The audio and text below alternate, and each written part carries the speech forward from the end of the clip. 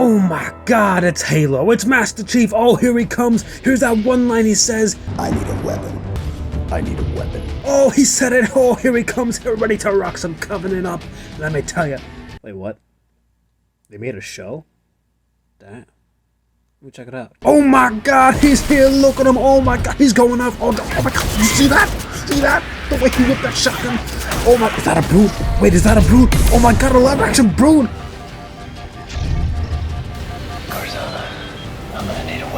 Holy by the rings, he said it, he said the thing, this is the greatest thing I've ever watched. Wait, what?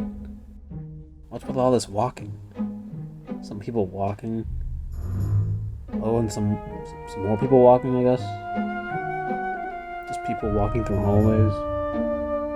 Lots of hallways, goddamn. What else are you willing to sacrifice? Everything. Drama. Okay, I get it. Some what? Desert people? Is this Dune? What the hell is what am I what the fuck is what the The Halo show is very funny. People have been giving the show so much shit. People saying that's the worst adaptation of Halo of all time. People saying that they changed too much shit. But I think they're all wrong. The Halo community is toxic as hell. They don't like anything because in truth, the only thing this show changed from the games is that Master Chief got laid, baby. Let's go. Master Chief, you mind telling me what you're doing with that drip? Sir, styling on these hoes. Master Chief is no longer a virgin, unlike the game version. Master Chief, oh my god! Man, that was a terrible scene.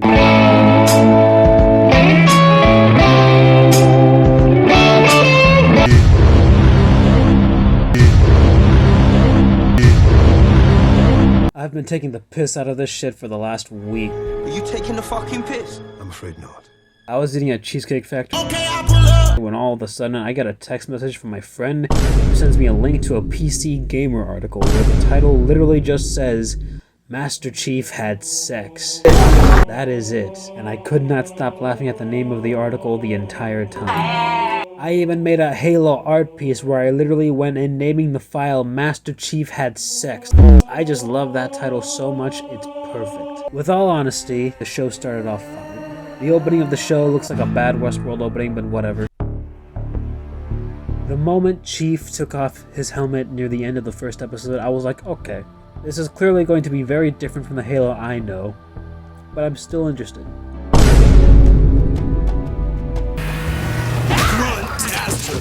Whoa, not even Master Chief can take out grunts like that. Oh yeah? I think me and this BR-55 might have something to say about that. I don't remember inviting you to this party, Master Chief. Yeah, well, this is Halo. I was coming here first. Let's see you match this. Oh, come on, you can do it, man. Show him. Fine. No way. I'm gonna give it to you on a technicality. The technicality that I'm freaked out!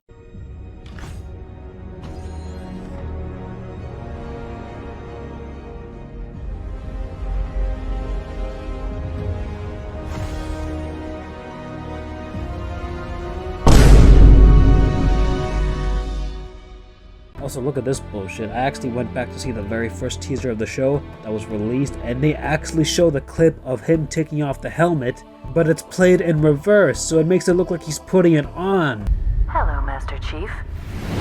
Oh man, whoever edited that shit, you did a good job. Oh man, that is something, let me tell you. Regardless though, by the time the first episode ended, I was actually interested, because I wanted to see where this was going to go.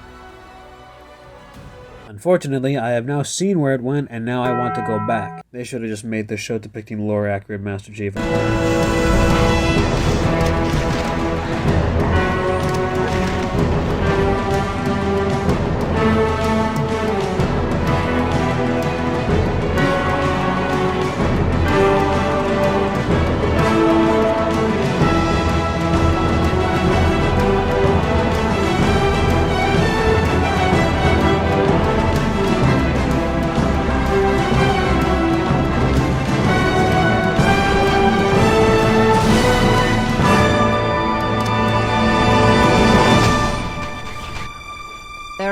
Dead.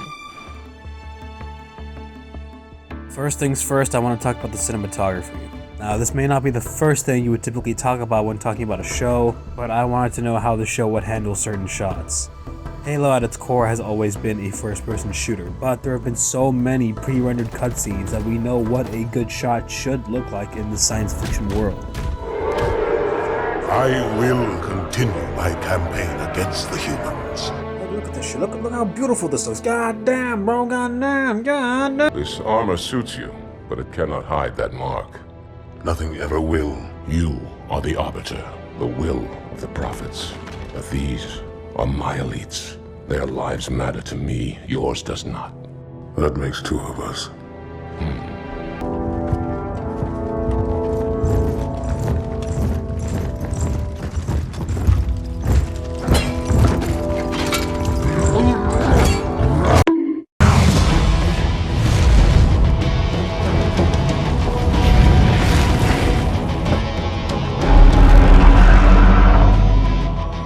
Gotta say, the cinematography is just plain. There's nothing really wrong with the shots, but it's more like they could have been enhanced. No, not that enhanced. Oh yeah, speaking of which, who thought these close-up shots of Master Chief was a good idea? This shit looks dumb as fuck. It may have worked for Iron Man, but it definitely doesn't work here. Guys, stop. We gotta talk this through. However, there are some shots that do look really good. Some scenes have great camera work that really do sell the cinematic look.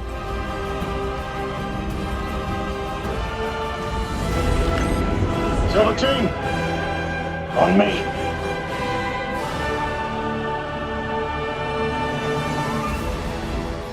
But sadly, the visuals alone are not enough to carry the story.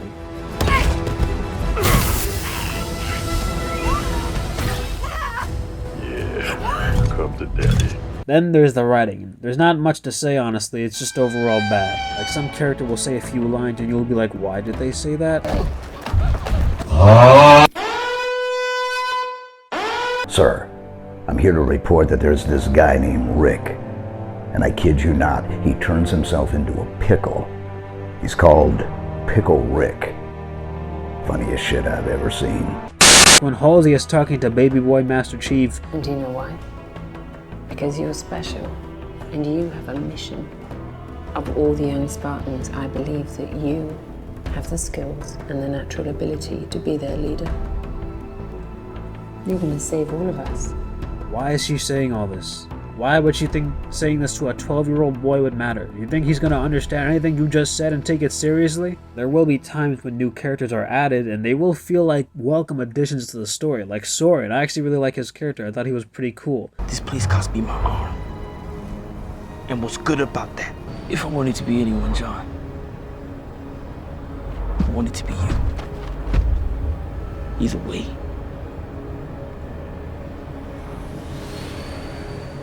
Baba Booey. I'm a free man. Ladies and gentlemen, put your weapons down. John here wanted you dead. You'd be dead.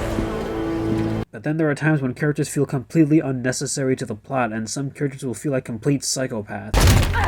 This colony was led by your parents. They were heroes, just like their son.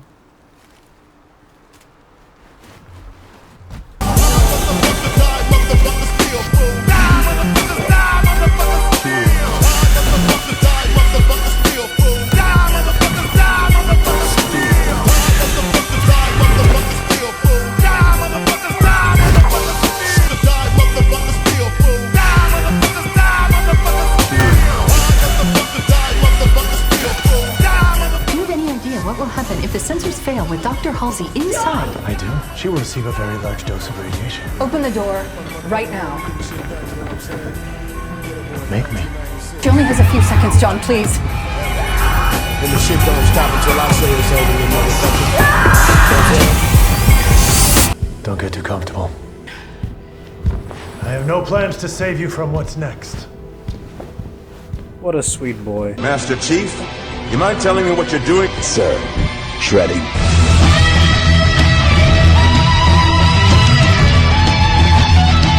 Now, the action in this show, on the other hand, is awesome. I gotta give them credit for this. Most of the show, Chief doesn't do anything, but when he does fight, It is satisfying. Get all non-combatants into the cave. Yes, sir! On me!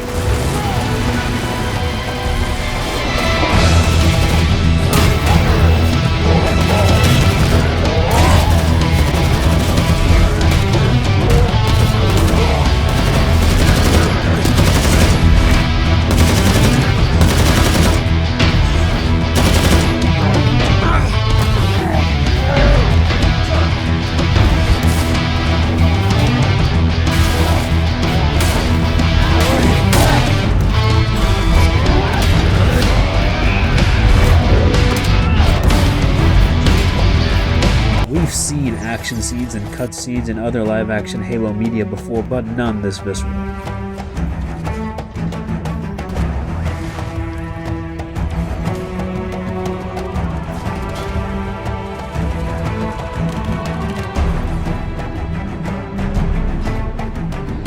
Alright, now let's talk about Mr. Halo Man himself. First of all, I really hope no one attacks any of the actual actors online or in person for playing these characters. They were casted because the writers saw that they fit the vision of the story they were trying to make. It has nothing to do with the actors. They just do the material they were given, and that's it.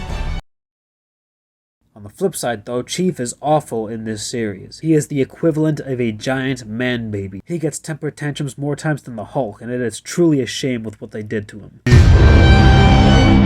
Not saying that the actor is bad though, which is why I do believe that if the writing was better, he would have done an awesome job as Chief. Maybe not in the voice department, but maybe in the everything else department. Now, I'm all for giving Chief character that he never had in the games. In the games, he was meant to be an empty shell of a character, an empty husk that the player was meant to fill in to truly feel like Master Chief. But now that we know what he looks like, as Boss Logic put it, now I'm like, this nigga's too handsome to be me. I mean, he looks good in the suit. A bit goofy to see a tiny head inside of this huge power armor suit, but otherwise looks good. And the scenes where he actually has the suit on, awesome.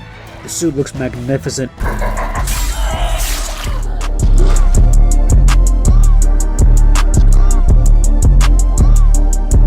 Wait, who are you? Call me Master Chief. It's by far the best live-action 117 suit we've ever seen. I mean, it's just the armor Chief has in Halo Infinite, but just spray-painted dark green. Which I would have preferred the more brightened up version, but I guess my opinion doesn't matter because I'm the fool who got conned into watching this show. But the thing I hate so much about the look is that he keeps taking the damn thing off. He keeps taking off the helmet. Like, why? Why are you doing this? 1 second you put the helmet on and then the next you take it off? What? Are you mentally handicapped, sir? I thought we were friends. What? What? Like, what are you doing? Why are you taking off your helmet in the middle of battle? You are in a battle scene. Covenant forces are all around you. You don't know if they're all dead. A Jackal sniper could easily take your head off. Jackals have a notorious reputation of being the most deadliest enemies in all of Halo campaigns. On Legendary anyways. It's even a joke they acknowledge in Halo Infinite. So the fact that Chief doesn't get immediately assassinated in this moment is just too unbelievable. Yeah, that's right, that's where I draw the line. Master Chief jumping like 20 meters in the air in the show? Guy can't even mantle in Halo 1.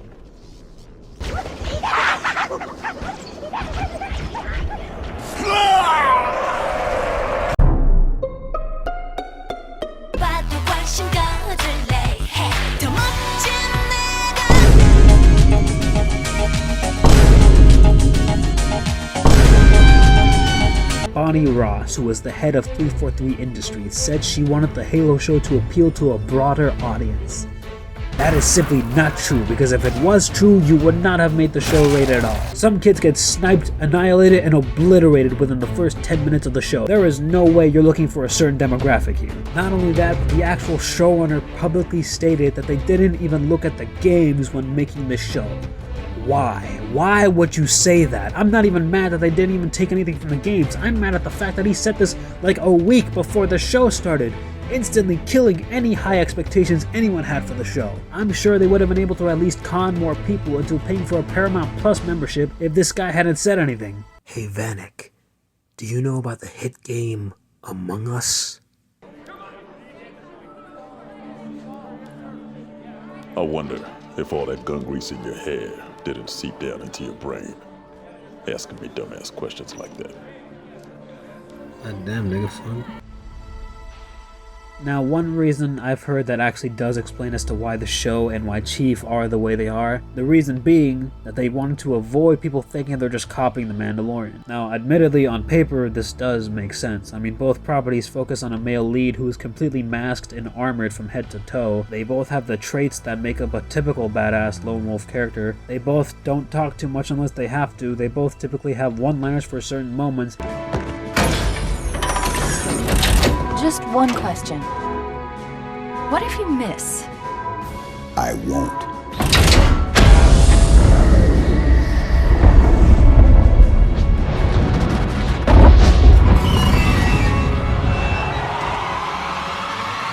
Is that me?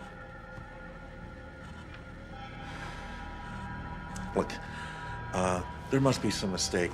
I can get you more credits. I can bring you in warm, or I can bring you in cold.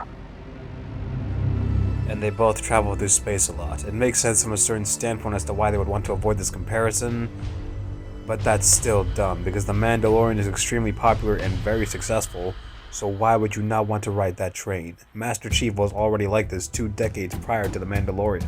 I understand that most of the younger demographic may not know that, but you still have a point to be made here. Originally, Master Chief was not a character. Not really anyways. He was a character archetype. He was and still is your traditional, mostly silent, badass protagonist that is just really powerful and really cool. This archetype has been around for literal decades. Batman, Snake Eyes, Doomguy, the Goblin Slayer, the Mandalorian, Master Chief. Do you see a pattern here? If you peel back the layers of all these vastly different characters, they are all basically the same. They are all your traditional, mostly silent, badass protagonists. But if you add stuff that is only made for that specific character alone, that's when things get fun. Batman is a crazy guy who dresses up as a really bulletproof bat and beats the shit out of people and calls it justice. Who wouldn't want to watch that? Doomguy slaughters demons in the most horrific, brutalist, and yet hilarious ways possible that it makes you want to stick around and see just what crazy shit he's gonna do next. Like blowing up a hole into the surface of Mars. The Goblin Slayer is basically just a character farming the same enemy type in Dark Souls so he can level up his strength. The Mandalorian is a bounty hunter who is on a quest to become the galaxy's most deadliest dad. And Snake Eyes is just a ninja that uses guns. That's it, really. There's not really much else to say. He's just an American ninja that uses guns a lot. He's really good with them, though. I think I'm faster than you, Snake Eyes. Damn ninjas. Good to see you, brother. But you see what I'm getting at here. All of these characters are the same, but if you give them unique looks and unique characteristics and traits that are catered to that specific character, you end up making said character interesting, entertaining, and most importantly, likable. Chief already has traits that belong to him and him alone. He's had these traits for the last 20 years, goddammit. And yet the show did nothing with that. And I cannot escape the feeling that opportunity came knocking but then went and left because no one bothered to answer the door. Through writing and story, that's how you end up making these characters likable. It's how you convince a kid to buy a Mandalorian action figure and an average Star Wars fan to buy a $9,000 huge statue of the Razor Crest. If they can do that with Mando, then they can definitely do it with Chief. Listen, I have a lot of problems with this show, and there are just too many to fit in one video, otherwise it just makes it look like a video essay / video rant.